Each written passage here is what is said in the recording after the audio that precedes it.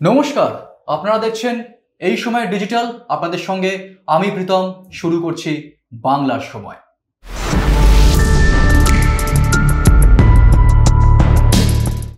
বাংলার সময় সত্যি কিন্তু এখন বিশেষ তাৎপর্যপূর্ণ এবং গুরুত্বপূর্ণ, কারণ আমরা প্রত্যেকেই জানি যে সামনেই লোকসভা নির্বাচন। ইতিমধ্যেই দিনক্ষণ ঘোষণা হয়ে গিয়েছে, বিভিন্ন দলের তরফ থেকে বলতে গেলে কিন্তু প্রার্থীও ঘোষণা করে দেওয়া হয়েছে। আবার একই সঙ্গে কিন্তু চলছে প্রচার। ফলে এই মার্চের শেষে বা এপ্রিলের দোরগোড়ায় একদিকে যেমন আবহাওয়ার যে পারদ, সেই পারদ যেমন ঊর্ধ্বমুখী বা গরম কিন্তু বেশ লাগছে, ঠিক তেমনই কিন্তু রাজনৈতিক যে উত্তাপ সেটিও কিন্তু বেশ ঊর্ধ্বমুখী। সেই জায়গা থেকে আমরা জানি যে এই রাজ্যে বাংলায় কিন্তু 42টি লোকসভা কেন্দ্র, এবং এই 42টি লোকসভা কেন্দ্রেই কিন্তু হাড্ডাহাড্ডি লড়াই। তবে তার মধ্যে কিছু কিছু আসন বিশেষভাবে কিন্তু গুরুত্বপূর্ণ বা উল্লেখের দাবি রাখে, যেমনটা কৃষ্ণনগর। এই কৃষ্ণনগর লোকসভা কেন্দ্রে আমরা জানি যে বিগত কিছু মাসের মধ্যে এই কৃষ্ণনগর কিন্তু বারে বারেই আলোচনায় বা সংবাদ শিরোনামে উঠে এসেছে। যেমন কিছুদিন আগে আমরা জানি যে এখানকার যিনি সাংসদ ছিলেন মহুয়া মৈত্র, তাকে লোকসভা থেকে বহিষ্কার করা হয়। আবার ঠিক তার পরে দেখা গেল প্রধানমন্ত্রী নরেন্দ্র মোদী কিছুদিন আগে এখানে এসে সভা করে গেলেন। এইবারে এই যে আসন্ন নির্বাচন, এই আসন্ন নির্বাচনেও কিন্তু সেই মহুয়া মৈত্রকেই ফের একবার টিকিট দিয়েছে তৃণমূল। আবার অন্যদিকে কৃষ্ণনগরের যে রাজ পরিবার, অর্থাৎ মহারাজা কৃষ্ণচন্দ্র রায়ের যে পরিবার, সেই পরিবারের সদস্য বা বলা হলো রাজবধূ অমৃতা রায় সাম্প্রতিককালে বিজেপিতে যোগ দিয়েছেন এবং তাকেই টিকিট দিয়েছে গেরুয়া শিবির। এবছর এই আসন্ন নির্বাচনে বিজেপির প্রার্থী, কৃষ্ণনগর কেন্দ্র থেকে বিজেপির প্রার্থী হলেন অমৃতা রায়। আমরা জানি ইতিমধ্যেই অমৃতা রায়ের সঙ্গে কিন্তু টেলিফোনে কথা বলেছেন প্রধানমন্ত্রী নরেন্দ্র মোদী। আবার অন্যদিকে মমতা বন্দ্যোপাধ্যায়ের যে নির্বাচনী প্রচার শুরু বা যে সভা শুরু, তাও কিন্তু এই কৃষ্ণনগর থেকেই। এক্ষেত্রে রাজনৈতিক মহলের একাংশে প্রশ্ন উঠছে, তাহলে কি এবার এই কৃষ্ণনগর লোকসভা কেন্দ্রে বিশেষ গুরুত্ব বা বাড়তি কোনো গুরুত্ব দিচ্ছে তৃণমূল এবং বিজেপি? আর যদি সেটা হয়েই থাকে তাহলে কেন? এক্ষেত্রে আমরা কথা বলেছিলাম রাজনৈতিক বিশ্লেষক শিবাজী প্রতিম বসুর সঙ্গে।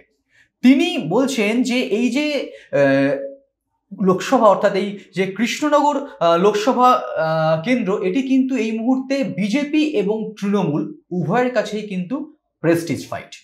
এবং তার কারণ হিসেবে তিনি বলছেন যে সাম্প্রতিককালে আমরা জানি যে যেহেতু মহুয়া মৈত্রকে লোকসভা থেকে বহিষ্কার করা হয়েছে এবং তার বিরুদ্ধে অভিযোগ উঠেছিল যে ক্যাশ ফর কোয়ারি, এই ক্যাশ ফর কোয়ারি ইস্যুতে তিনি বহিষ্কৃত হয়েছিলেন, তাকে এথিক্স কমিটি বহিষ্কার করেছিল।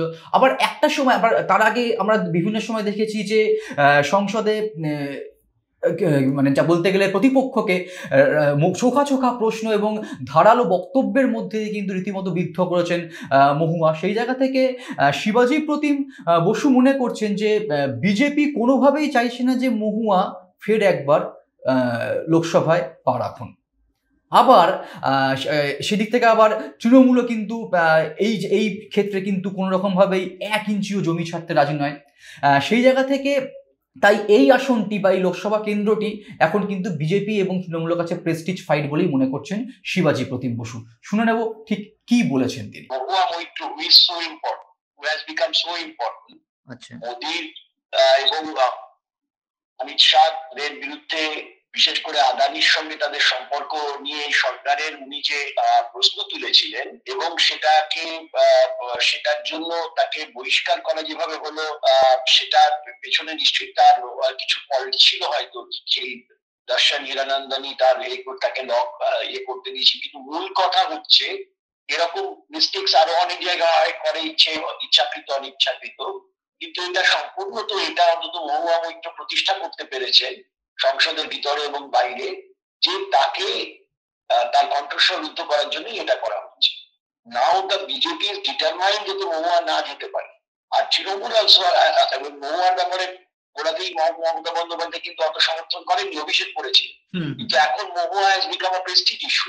Krishnanagar seat has become a prestige seat both BJP এবং তৃণমূল কংগ্রেস। সেই জন্যই এই দুজনই করছে। আমরা শুনলাম শিবাজী প্রতিম বসুর বক্তব্য।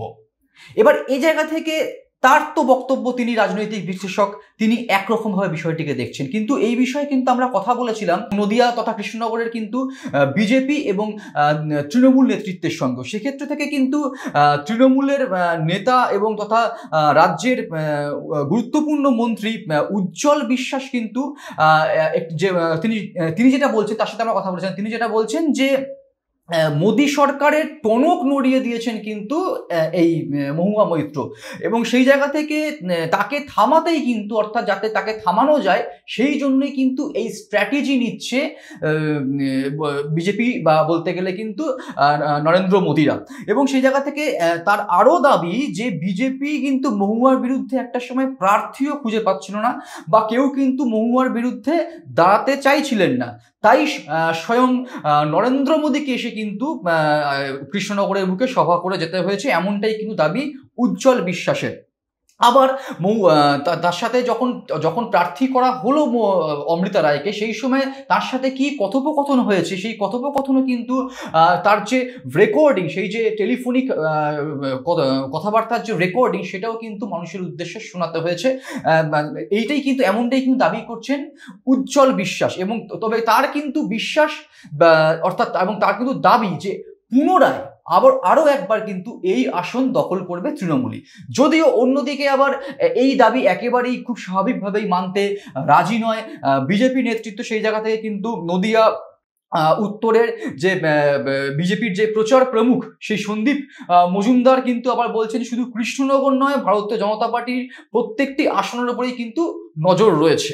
এবং নরেন্দ্র মোদীও কিন্তু নিজের ইচ্ছাতেই এই কৃষ্ণনগরে তিনি সভা করেছেন, বা তিনি এই কর্মসূচি তিনি নিয়েছিলেন। এবং আরো সবচেয়ে বড় কথা হচ্ছে যে তার দাবি হচ্ছে এই কৃষ্ণনগর উপর কিন্তু ভারতীয় জনতা পার্টির একটা বিশেষ রকম ভালোবাসা রয়েছে।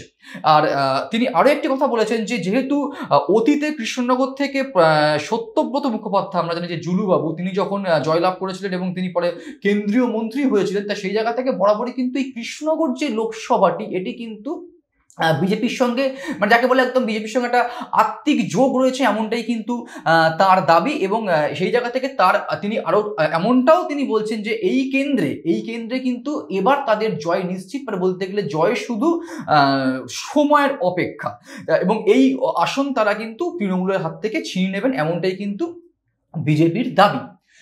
সেই জায়গা থেকে একরকম চিন্তাভাবনা, একরকম বক্তব্য রাখছেন কিন্তু রাজনৈতিক বিশ্লেষকেরা। আবার অন্যদিকে কিন্তু তৃণমূল বা বিজেপির তরফ থেকে তাদের মতন করে দাবি করা হচ্ছে। প্রত্যেকেই কিন্তু দাবি করছেন, যা প্রত্যেকেরই কিন্তু বিশ্বাস, প্রত্যেকে কিন্তু আত্মবিশ্বাসী যে এই কৃষ্ণনগর লোকসভা কিন্তু তারাই জিতবেন। যদিও সেটা অবশ্য বলবে সময়, কারণ আমরা জানি যে নির্বাচন সামনে রয়েছে। নির্বাচনের পরে কিন্তু তার ফলাফল কিন্তু সেই আগামী 4 জুন, সেই 4 জুন এখানকার, মানে বলতে গেলে সারা দেশের সঙ্গে এই কৃষ্ণনগর কেন্দ্রের কিন্তু ফলাফল ঘোষিত হবে। তাই শেষ পর্যন্ত কার দাবি বাস্তবায়িত হয় বা কার মুখে শেষ হাসি থাকে, বা এখানে এই দুই বলতে গেলে পদ্ম ফুল নাকি জোড়া ফুল, কোন ফুল ফোটে, নাকি এখানকার ফলাফল অন্যরকম হয়, সেদিকে আমাদের নজর থাকবে। এবং তার জন্য কিন্তু আমাদেরকে অপেক্ষা করতেই হবে সেই ফলাফল, অর্থাৎ 4 জুন পর্যন্ত। এবং এই ভিডিও বা এই এপিসোড কিন্তু এই পর্যন্তই। এই ধরনের অন্যান্য আরও ভিডিওর জন্য আপনাদেরকে অবশ্যই নজর রাখতে হবে এই সময় ডিজিটালে, এবং তার সঙ্গে অবশ্যই দেখতে হবে টাইমস এসপি বাংলা। আজকের মতো এ পর্যন্তই, ধন্যবাদ।